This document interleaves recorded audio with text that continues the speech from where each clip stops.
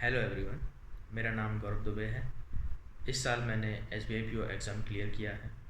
इस वीडियो में हम बात करेंगे कि मेरी क्या जर्नी रही और मैंने किन सोर्सेस को फॉलो करते हुए फाइनल सिलेक्शन अचीव किया। Coming to my educational background, 2018 में मेरा ग्रेजुएशन कंप्लीट हुआ बैचलर ऑफ साइंस से। 2020 में मेरा एमए ज्योग्राफी कंप्लीट हुआ। ज्योग्राफी इसीलिए क्योंकि वो मेरा ऑप्शनल सब्जेक्ट था यूपीएससी की प्रिपरेशन के टाइम।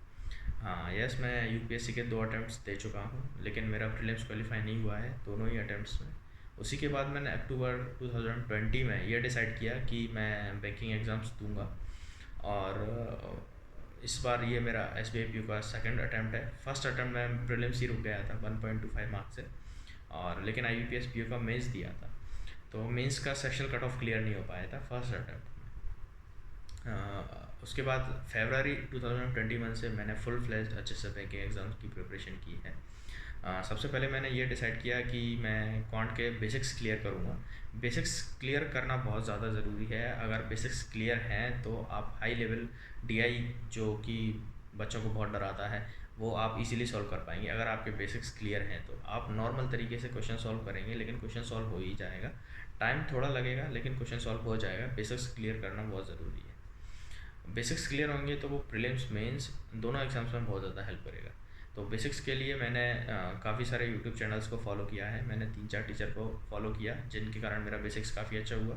सबसे पहले करियर डिफाइनर, जो कि कौशिक मांटी सर का है, उसको फॉलो किया। बर्चोस चैनल पर मैंने सिंह सर को फॉलो किया, और इनफाइनेटेसिमल चैनल पर राजन सर को फॉलो किया मैंने। इन तीनों चैनलों ने मेरी काफ़ी हेल्प की बेसिक्स क्लियर करने के लिए। उसके बाद बेसिक्स क्लियर होते ही मैंने सिर्फ और मॉक दिया, और मॉक से सेक्शनल मॉक्स, क्विज़, ये मैंने मॉक्स दिए, जिसके कारण मेरी अच्छी खासी प्रैक्टिस हो गई थी। और मॉक्स में प्रैक्टिस मॉक देता था।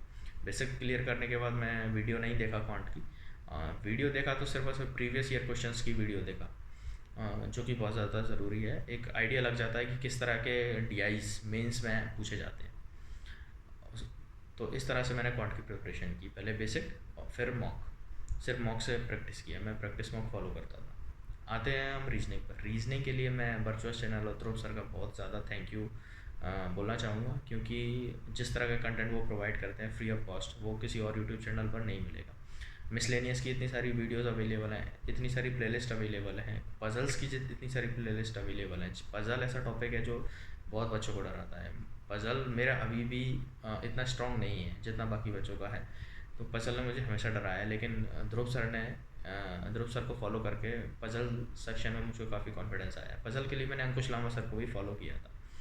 तो मिसलेनियस और ये पजल्स को इम्प्रूव करने में वर्चुअस चैनल का बहुत योगदान रहा है। आप भी उस चैनल को फॉलो कीजिए और एक्सप्लोर कीजिए कितना अच्छा कंटेंट अवेलेबल है। रेगुलरली उन वीडियोस को मैंने फॉलो किया है, और वीडियोस से बेसिक्स क्लियर करने के बाद मैं मॉक दिया, मेनली मॉक, प्रैक्टिस मॉक, जिसमें रीजनिंग का भी अच्छा कंटेंट मिल जाता है।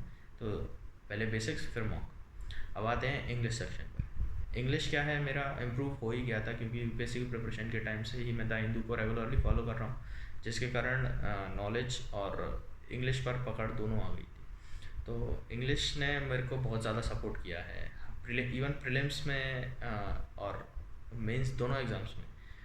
इंग्लिश ने ही मुझको सिलेक्शन दिलाने में हेल्प किया। इंग्लिश ऐसा सब्जेक्ट है, अगर आपका अच्छा है तो आपको फाइनल सिलेक्शन दिला के ही दम लेगा। अगर वीक है तो आप प्रीलिम्स पास करने में भी आपको दिक्कत आएगी।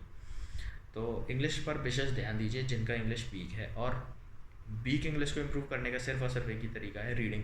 आप बेसिक रीडिंग कीजिए। सबसे पहले स्कूल लेवल बुक्स से स्टार्ट कीजिए अगर इंग्लिश काफ़ी वीक है तो। स्कूल लेवल से स्टार्ट करने से क्या होता है कि इंग्लिश ईजी रहती है उसमें, जैसे कि आपको इंटरेस्ट भी आता है और आप इजीली टेक ऑफ करने में हेल्प मिलती है आपको। आप इजीली टेक ऑफ कर सकते हैं हाई लेवल रीडिंग के लिए।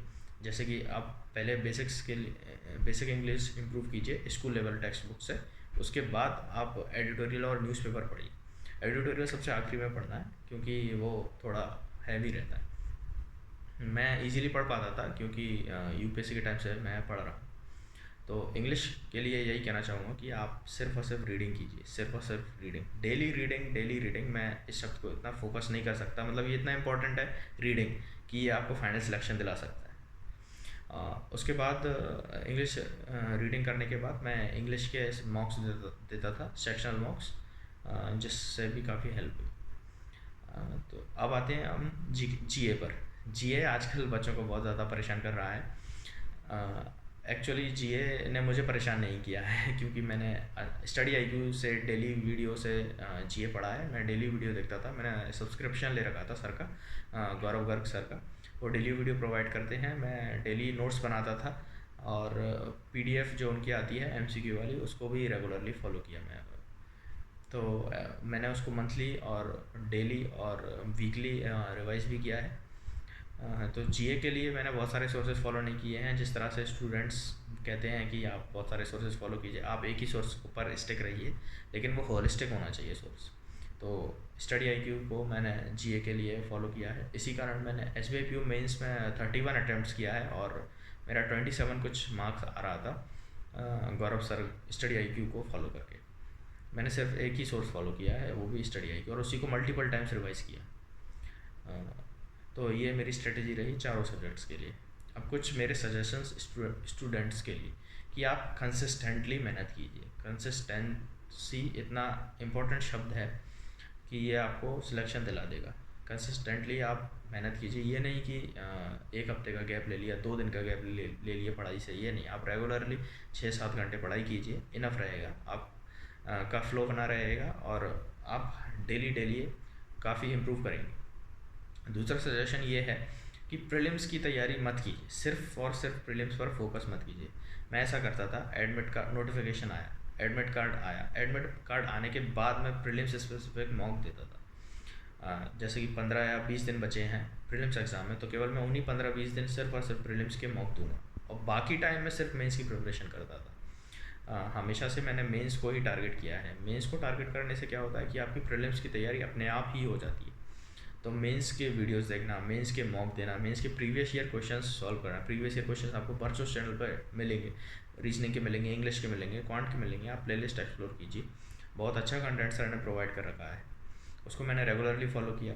इसके कारण मुझको आइडिया लगा कि किस तरह से मेंस के क्वेश्चंस आते हैं। अगर मेंस की तैयारी करेंगे तो प्रीलिम्स अपने आप उसी के अंदर कवर हो जाएगा।